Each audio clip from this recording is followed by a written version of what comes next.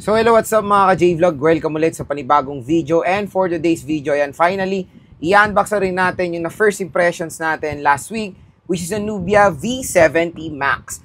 Maganda kaya to? Tara mga ka-J-Vlog, check natin.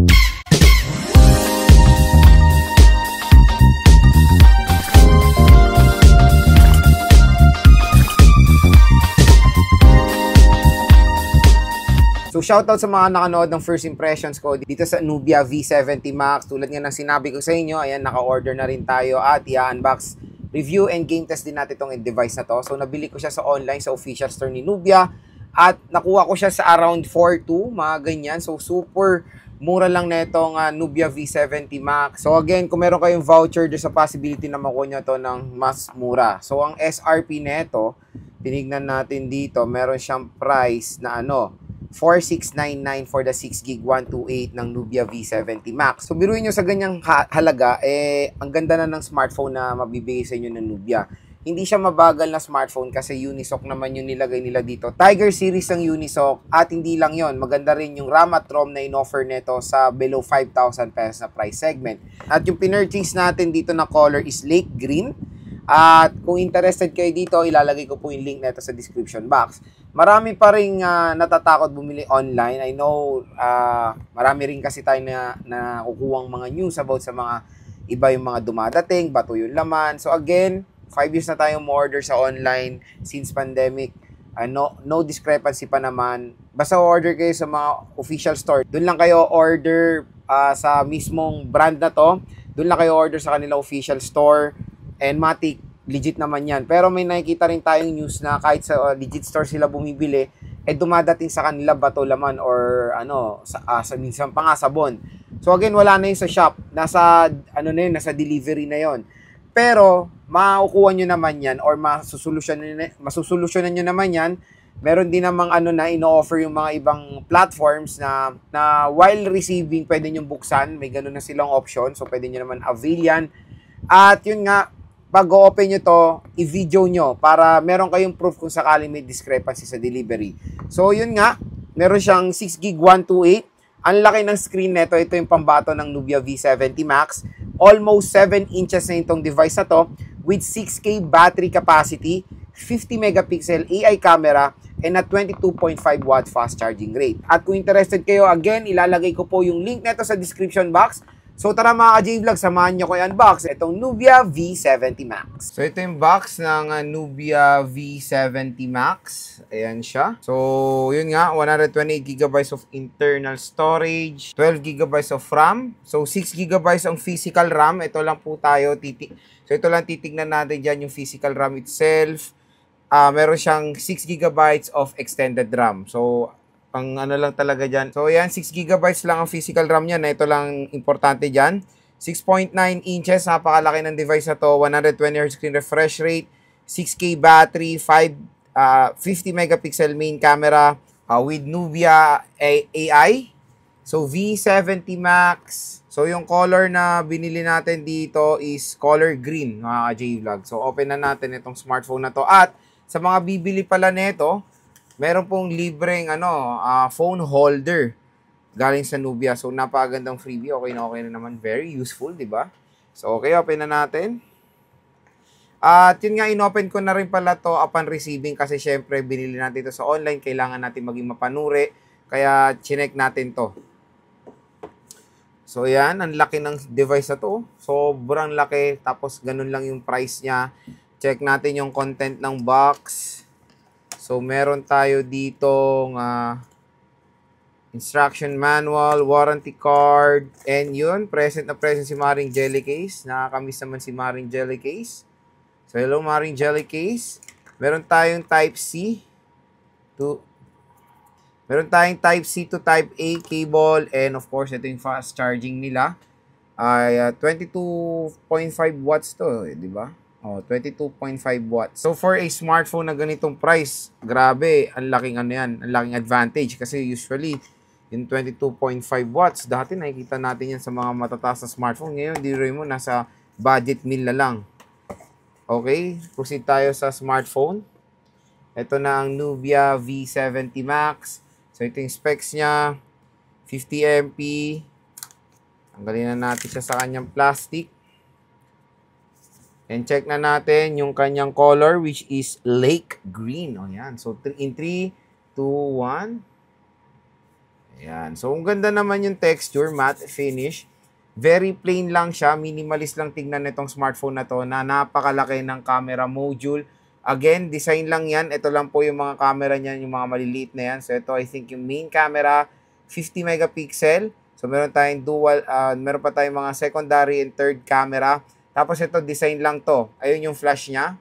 Ang laki ng camera module niya dyan. So, syempre, pag gagamitin nyo to outdoor matic, makakuha to ng attention ng mga consumers dahil sa sobrang laki ng camera bump nitong device na to. Pero pulido naman yung likod niya, matte finish. And even yung frame niya, matte finish din. So, meron tayong color red accent when it comes sa power button / fingerprint scanner ito and yung volume rocker. Sa taas naman ng smartphone, wala tayong makikita. Sa left side is SIM tray. Tignan natin kung hybrid ba to or hindi. Let's check. So good news mga ka-J-Vlog, hindi siya hybrid SIM card slot, meaning pwede siya lagyan ng dalawang SIM at isang micro SD card ng sabay. Sa baba naman ng smartphone, meron tayong 3.5mm headphone jack, microphone Type-C at yung speaker grills. Sa bibili ng smartphone na to, good news dahil meron na siyang pre-installed na screen protector out of the box.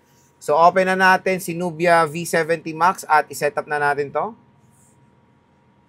Ayan, Nubia powered by Android. So, habang nag-open, lagay natin si Marin Jelly Case. O, ayan, lagay nyo agad si Marin Jelly Case as a temporary protection sa inyong device.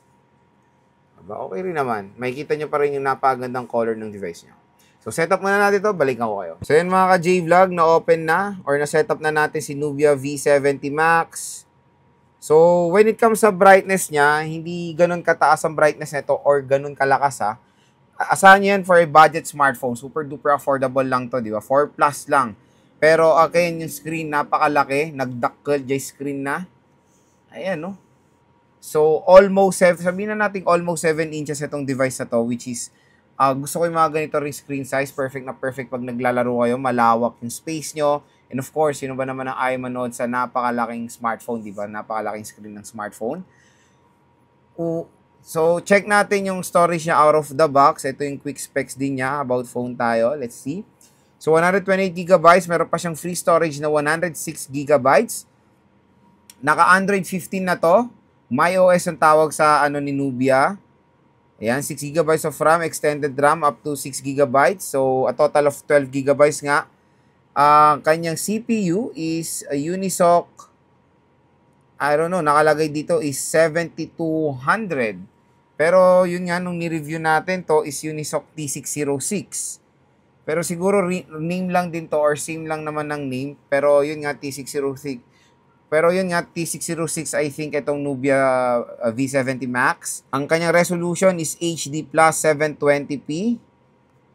So, yun lang naman. Android 15. Yun na maganda dito. Android 15 na to. And when it comes sa display niya, napakataas nung brightness nito. When it comes sa display, it supports, I think, 120 Hz. So, let's check. When it comes sa refresh rate. Wow, 120 Hz screen refresh rate sa ganitong murang device. So, asahan nyo ng smooth scrolling din dito sa Nubia V70 Max. Ayan. So, all goods naman. 128GB sa ganitong presyo is super sulit naman. So, ito na mga ka-J-Vlog, ang Nubia V70 Max.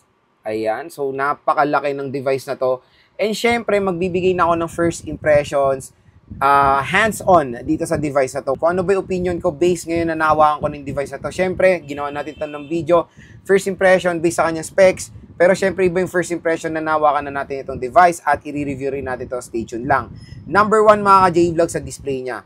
Ito yung napaka-solid dito sa Nubia V70 Max. Ang laki ng display niya. 6.9 inches. So, medyo matangkad tong smartphone na to.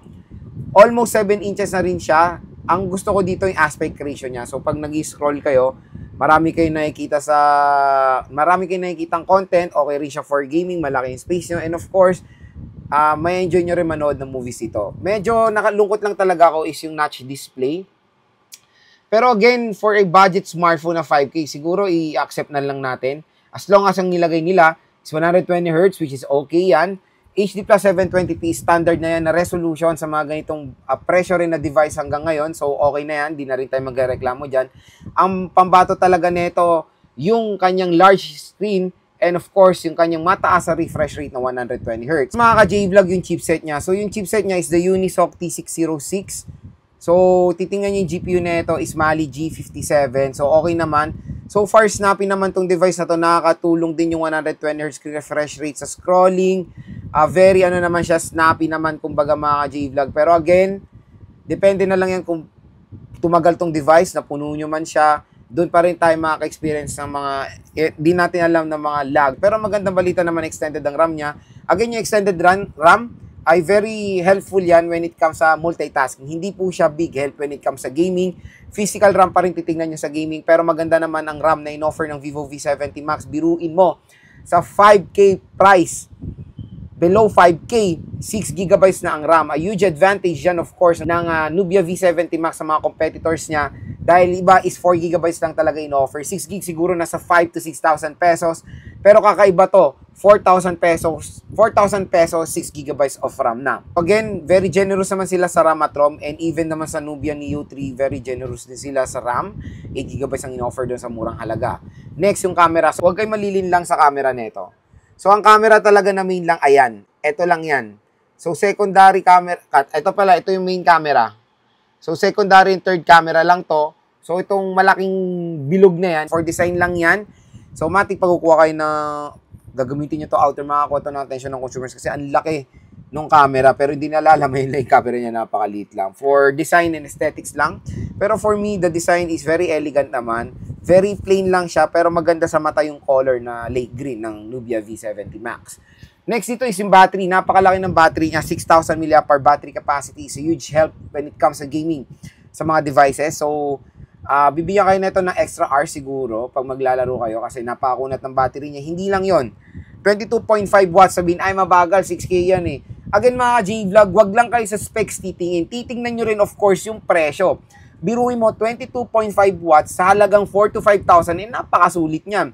Usually, iba nitong kalaban, 10 watts, 15 watts, 18 watts. Pero ito, level up, 22.5 watts, tapos 6,000 mAh.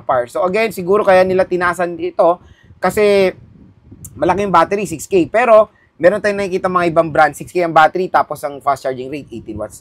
So, nasa ano yan eh, nasa brand yan kung gaano talaga nila, kung gaano ka-generous talaga sa specifications na nakikita natin dito sa Nubia V70 Max. So, yun mga J-Vlog, so far yung first impressions natin dito sa device na to, napaka-solid, sobrang mura, napakalaking smartphone. Kumbaga, magiging sulit talaga yung pambibili nyo dito. Hindi rin mabagal na chipset ang nilagay nila. For a budget smartphone, Unisoc T606 is okay yan mga J-Vlog. No worries, kaya naman mag-handle nito ng mga games at nag-install na tayo dito ng mga games. Abangan nyo na lang yung game test natin dito sa Nubia V70 Max. At kung interested kayo, ilalagay ko po yung link nito sa description box. I-check nyo na lang.